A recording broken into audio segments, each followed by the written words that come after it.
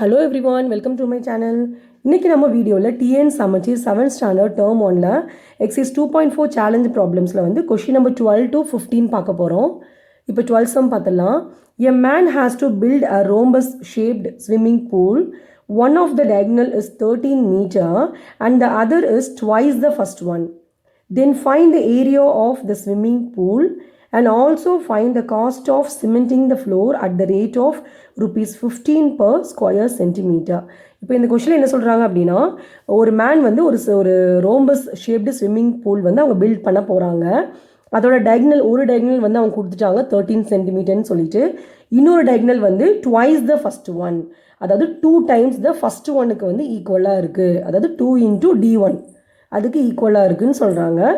இப்போ area of the swimming pool நம்ம கண்டுபிடிக்க போகிறோம். அதுக்கப்புறம் காஸ்ட் ஆஃப் சிமெண்டிங் த ஃப்ளோரும் வந்து கண்டுபிடிக்க போகிறோம். ஓகே, இப்போ நம்ம கிவன் எடுத்து எழுதிடலாம்.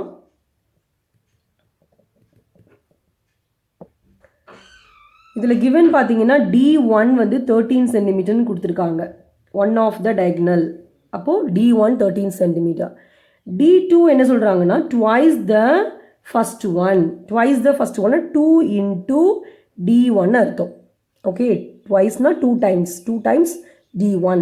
இப்போ D1 எவ்வளோ கொடுத்துருக்காங்க, 13 கொடுத்துருக்காங்களா. அப்போ 2 into 13 நீங்கள் மல்டிப்ளை பண்ணும்போது உங்களுக்கு 26 சென்டிமீட்டர்னு கிடச்சிருக்கு. இதுதான் வந்து D2ஓட வேல்யூ. D2 வந்து 26 சென்டிமீட்டர். ஓகே, இப்போ நம்ம area of the swimming pool வந்து கண்டுபிடிச்சிடலாம். Area of the swimming pool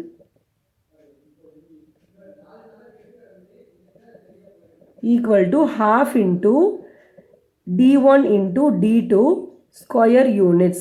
area of the rhombus ஃபார்மில் நம்ம எழுதியிருக்கோம், ஏன்னா இந்த ஸ்விம்மிங் பூல் வந்து ரோம்பஸ் ஷேப்பில் இருக்குதுன்னு அவங்க சொல்லியிருக்கிறாங்க. ஓகே, அப்போ பாருங்கள், நான் வேல்யூ சப்ஸ்டியூட் பண்ணுறேன்.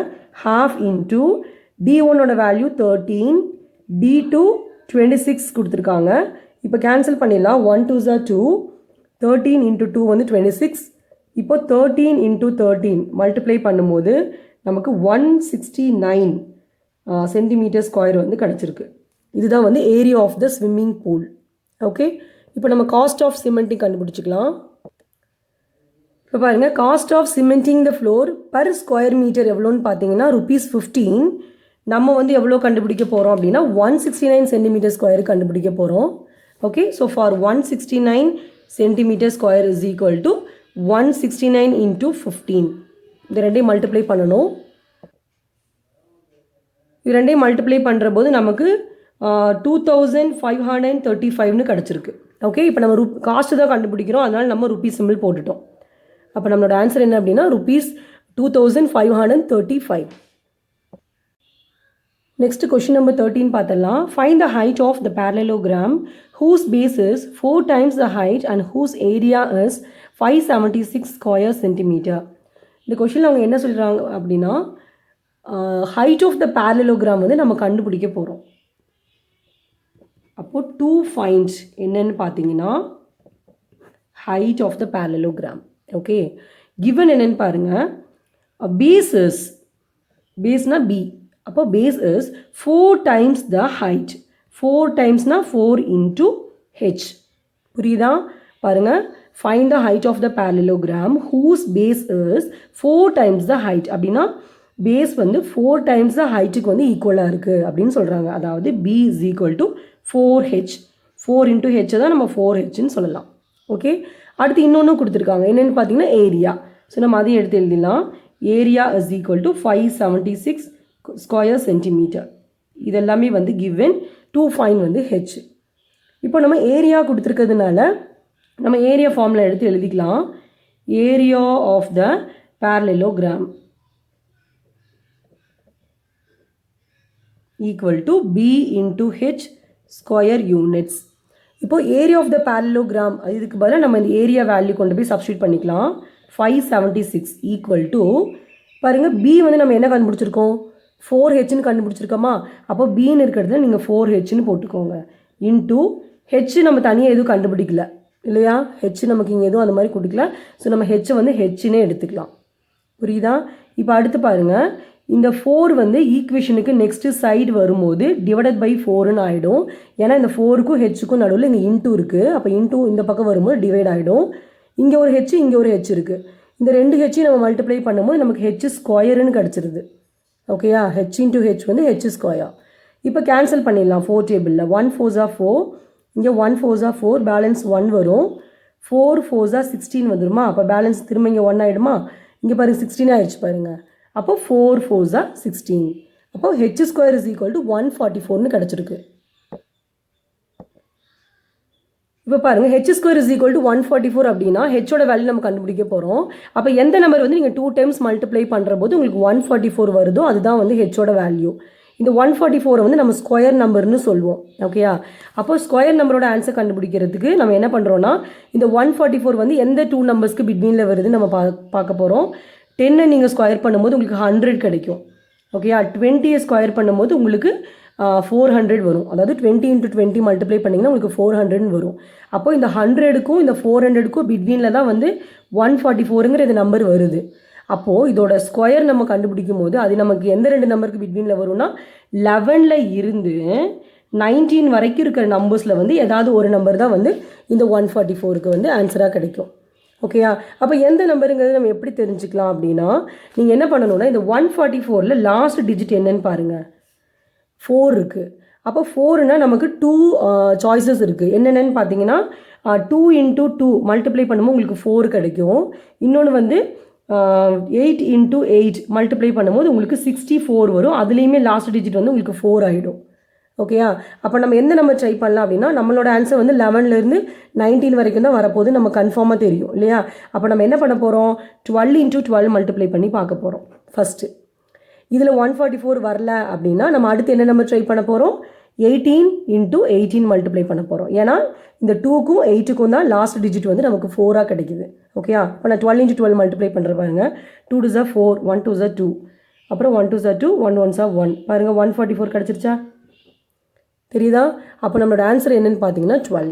அப்போ நம்ம எழுதிடலாம் H is equal to 12 centimetre. இந்த கொஷினில் வந்து அவங்க ஹெச் மட்டும்தான் கண்டுபிடிக்க சொன்னாங்க. ஸோ நம்ம இதோட ஸ்டாப் பண்ணிடலாம். கிளியர்? அவங்க பேஸும் கேட்டிருந்தாங்க அப்படின்னா நீங்கள் பேஸ் கண்டுபிடிச்சிங்கன்னா போதும். அவங்க ஹெச் மட்டும் கேட்டதுனால நம்ம இதோட ஸ்டாப் பண்ணிடலாம். கிளியர்? நெக்ஸ்ட் கொஷின் நம்பர் 14 பார்க்கலாம். The table top is in the shape of a trapezium with the measurements given in the figure. Find the cost of the glass used to cover the table at the rate of ₹6 per 10 square centimeter. இப்போ ஒரு table top இருக்குது, அது வந்து trapezium ஷேப்பில் இருக்குது. இதோட measurements பார்த்தீங்கன்னா உங்களுக்கு இங்கே தெரியுதா, இதுதான் வந்து பேரலல் சைட்ஸ். ஓகே, பேரலல் சைட்ஸை வந்து நம்ம ஏபின்னு சொல்லி டினோட் பண்ணுவோம். அப்போது இந்த 200 வந்து நம்ம ஏன்னு எடுத்துக்கலாம், இந்த 150 வந்து நம்ம பின்னு எடுத்துக்கலாம். அப்புறம் இதுதான் வந்து ஹைட். ஓகே, அப்போ ஹைட் வந்து 50 சென்டிமீட்டர் நம்ம எடுத்துக்கலாம். ஓகே, இதுதான் வந்து மெஷர்மெண்ட்ஸ். இப்போது என்ன கேட்குறாங்க அப்படின்னா cost of the glass used to cover the table. இந்த டேபிளோட டாப்பை வந்து நம்ம கிளாஸ் வச்சு கவர் பண்ண போகிறோம். அந்த கிளாஸுக்கு வந்து எவ்வளோ காஸ்ட் ஆகும் அப்படின்னு சொல்லி கண்டுபிடிக்க சொல்கிறாங்க. ஓகே, இதில் பாருங்கள் அந்த 10 ஸ்கொயர் சென்டிமீட்டருக்கு வந்து ஒரு ₹6 ஆகுதுன்னு சொல்கிறாங்க.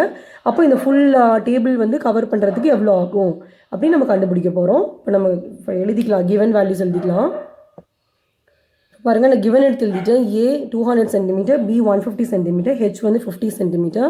Area of the table top கண்டுபிடிக்க போகிறோம். இது ட்ரெபிசியம் ஷேப்பில் இருக்கிறதுனால ஏரியா ஆஃப் த ட்ரெபிசியம் ஃபார்மில் எழுதுகிறேன். ½ × h × a + b square units. ½ ஹெச்சோட value 50, a value 200 + b value 150. ½ × 50 × இது ரெண்டையும் ஆட் பண்ணும்போது 350 கிடைக்குது. இப்போ இதை கேன்சல் பண்ணலாம். 1 2s 2, 25 × 2 50. இப்போது 25ஐயும் 350யும் மல்டிப்ளை பண்ண போகிறோம். பாருங்கள், மல்டிப்ளை பண்ணதுக்கப்புறம் நமக்கு 8750 சென்டிமீட்டர் ஸ்கொயர்னு கிடச்சிருக்கு. ஓகே, இதுதான் வந்து area of the table top. இப்போ நமக்கு அந்த காஸ்ட் ஆஃப் த கிளாஸ் கண்டுபிடிச்சிக்கலாம். இப்போ அந்த கொஷினில் வந்து cost of glass per 10 square centimetre வந்து ₹6ன்னு கொடுத்துருந்தாங்க. ஸோ நம்ம எடுத்து எழுதிட்டோம். 1 ஸ்கொயர் சென்டிமீட்டர் வேணும். அப்போ எழுதிடலாம். ஃபார் 1 ஸ்கொயர் சென்டிமீட்டர் எவ்வளோன்னு பார்த்தீங்கன்னா 6/10. ஏன்னா 10 ஸ்கொயர் சென்டிமீட்டர் 6 அப்படிங்கும்போது 1 ஸ்கொயர் சென்டிமீட்டர் நம்ம என்ன பண்ணுவோம், இந்த 6ஐ வந்து 10ஆல் டிவைட் பண்ணுவோம் இல்லையா. அப்போ 6/10 கிடச்சிருக்கு. இப்போ நமக்கு எவ்வளோ வேணும், 8750 சென்டிமீட்டர் ஸ்கொயர் வேணும். அப்போ நம்ம இங்கே எடுத்து எழுதிடலாம். For 8750 centimetre square is equal to multiply பண்ண போகிறோம். 8750ஐயும் 6/10ஐயும் மல்டிப்ளை பண்ண போகிறோம். ஓகே, அப்போ இந்த 0 கூட இந்த 0 கேன்சல் பண்ணிட்டோம். இப்போ 875 into 6 மல்டிப்ளை பண்ணிக்கலாம்.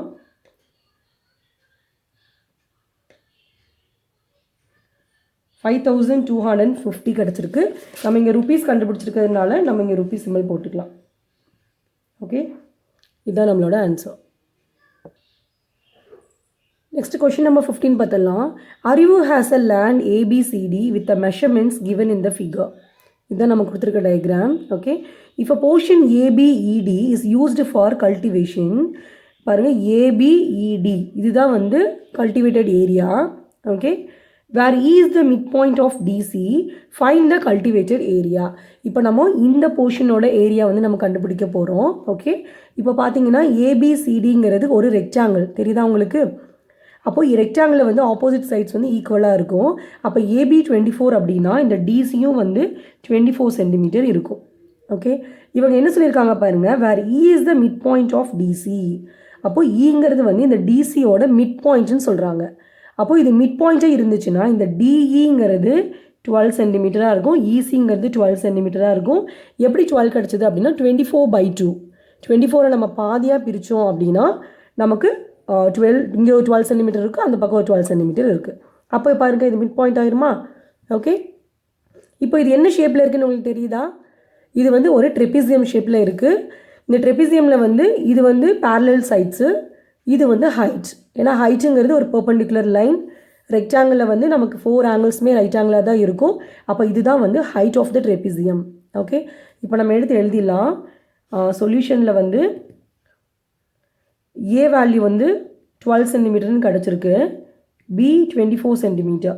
ஏ வந்து 12 சென்டிமீட்டர், பி வந்து 24 சென்டிமீட்டர், ஹைட் வந்து 18 சென்டிமீட்டர்.